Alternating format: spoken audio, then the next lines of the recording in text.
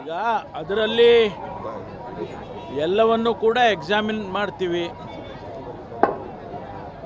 ತನಿಖೆ ಮಾಡಿ ವರದಿಯನ್ನು ತರಿಸ್ಕೊಂಡು ಅದರ ಮೇಲೆ ಏನು ತೀರ್ಮಾನ ಮಾಡಬೇಕು ಅದನ್ನು ಮಾಡ್ತೀವಿ. ಯಾರನ್ನು ಕೂಡ ನಾವು ರಕ್ಷಣೆ ಮಾಡುವಂಥದ್ದಿಲ್ಲ ಮತ್ತು ಅನವಶ್ಯಕವಾಗಿ ಯಾರನ್ನು ಕೂಡ ಶಿಕ್ಷೆ ಮಾಡುವಂಥದ್ದು ಇಲ್ಲ.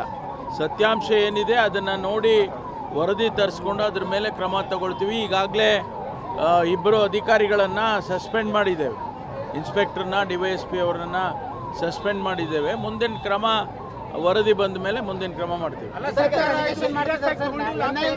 ಸಾರಿ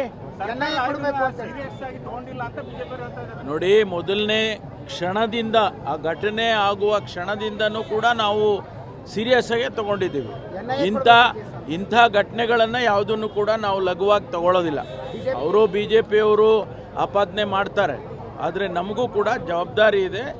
ನಾವು ಯಾವುದನ್ನು ಕೂಡ ಲಘುವಾಗಿ ತಗೊಳ್ಳೋದಿಲ್ಲ.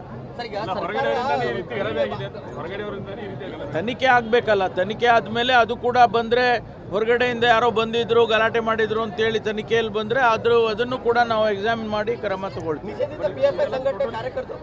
ಹೇಳಿದ್ದಾರೆ ನೋಡೋಣ, ತನಿಖೆ ಆದಮೇಲೆ ಗೊತ್ತಾಗುತ್ತೆ. ತಮ್ಮ ಒಂದು ಹೇಳಿಕೆ ಆಕಸ್ಮಿಕ ಅನ್ನುವಂಥ ಹೇಳಿಕೆನೇ ಈಗ ಬಿಡಿ, ಅದನ್ನು ನೋಡಿ, ಅದನ್ನು ಹೇಗೆ ಬೇಕಾದ್ರೂ ಟ್ವಿಸ್ಟ್ ಮಾಡ್ತಾರೆ. ಇವತ್ತು ಘಟನೆ ಬಗ್ಗೆ ಕ್ರಮ ತಗೊಂಡಿದ್ದೇವೆ. ಮುಂದೆ ವರದಿ ಬಂದ ಮೇಲೆ ಇನ್ನೂ ಹೆಚ್ಚಿನ ಕ್ರಮ ತಗೊಳ್ಳೋದಕ್ಕೆ ನಾವು ಯಾವುದೇ ಹಿಂಜರಿಯೋದಿಲ್ಲ. ಅಷ್ಟು ಬಿಟ್ಟರೆ ಬೇರೆ ಏನು ಹೇಳೋದು